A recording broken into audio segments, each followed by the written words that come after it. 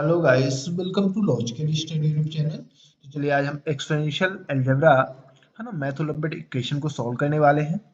जैसा कि आप देख पा रहे हैं, क्वेश्चन है 9 की power under root h equal under root 27 की पावर एच। गाइस हमें यहाँ एच की वैल्यू फाइंड करनी है, तो हम इसको स्टेप बाय स्टेप सॉल्व करेंगे। और यदि आपको इस टाइप के क्वेश्चन मिलते हैं तो इस क्वेश्चन को है ना सॉल्व करने के बाद आप उनको आसानी से सॉल्व कर सकेंगे। सेम हमने अपना क्वेश्चन लिख लिया है ना, 9 की power under root h equal under root 27 की पावर एच। इसको गाइस हम अगले स्टेप में आप यदि देखोगे तो एलएचएस को हम सेम ही लिख लेंगे और आरएचएस साइड को अंडर रूट के अंदर 27 को हम लिख सकते हैं 3 की पावर 3 होल पावर एच।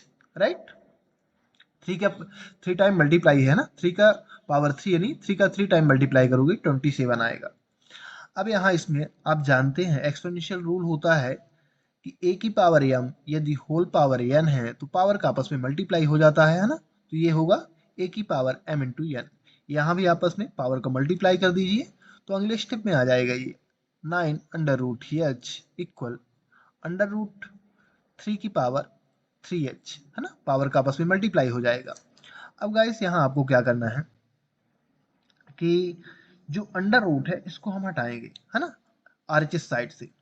तो अंडर रूट को हटाने पर ये रूल होता है, यदि अंडर रूट ए तो अंडर रूट को हटा के हम उसकी पावर लगा सकते हैं 1 डिवाइड बाई 2। अंडर रूट की पावर क्या होती है 1 डिवाइड बाई 2 है ना। यदि हम अंडर रूट हटाते हैं तो पावर में क्या लग जाएगा, ए की पावर में 1 डिवाइड बाई 2। सेम हम यहाँ से अंडर रूट हटाएंगे तो इसके पावर में है ना होल पावर में लगेगा 1 डिवाइड बाई 2।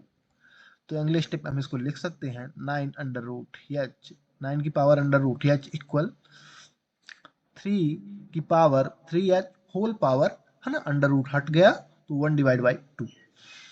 अब पावर का आपस में मल्टीप्लाई हो जाएगा तो ये अगले स्टेप में आ जाएगा 9 की power under root h equal 3 की पावर 3h डिवाइड बाई 2।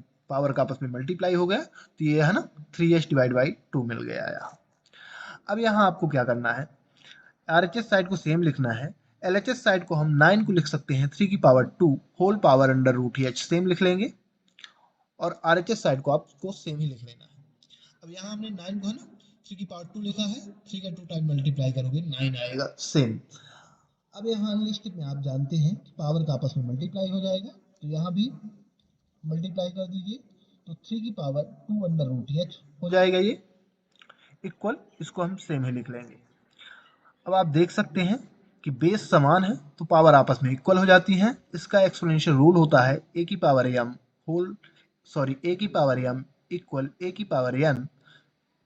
तो अगले स्टेप में पावर को हम इक्वल करा लेंगे है ना, बेस समान है तो एम इक्वल एन, यानी इसको हम लिख सकते हैं 2 under root h equal 3h divide by 2। अब गाइस हमें यहाँ एच की वैल्यू फाइंड करनी है तो 2 की हम साइड चेंज कर लेते हैं इसको, तो 2 under root h into 2 equal 3h। यहाँ है ना 2 से 2 का मल्टीप्लाई हो जाएगा, अंडर रूट से जो बाहर की वैल्यू है ना सेम, उसका मल्टीप्लाई उससे होगा तो यहाँ 4 आ जाएगा, 4 under root h equal 3h।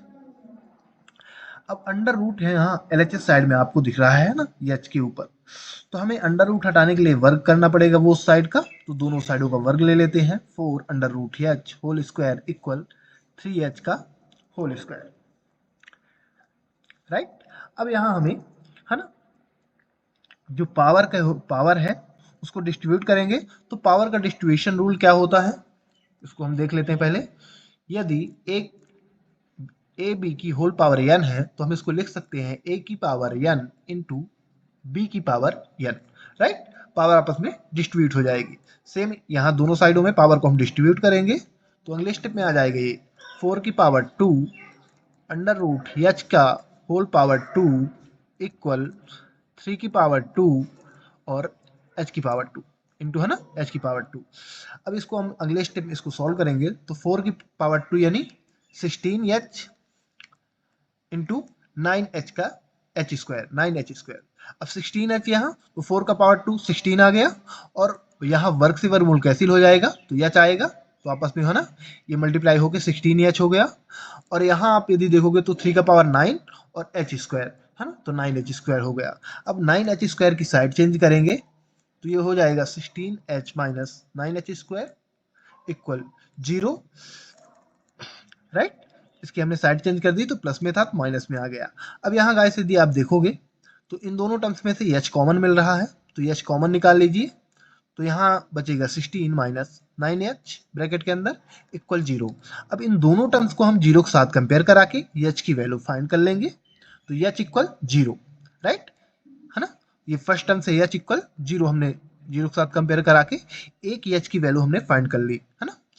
और सेकंड टर्म्स को भी हम लेके यहाँ से भी हम h की वैल्यू फाइंड करेंगे, तो 16 माइनस 9h इक्वल 0।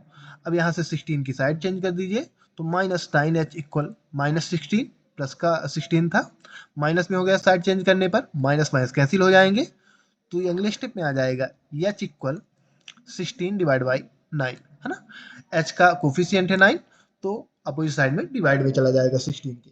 तो हमें h की यहाँ से दो वैल्यू मिल चुकी हैं, h इक्वल 0 और दूसरी वैल्यू है h इक्वल 16 डिवाइड बाई 9।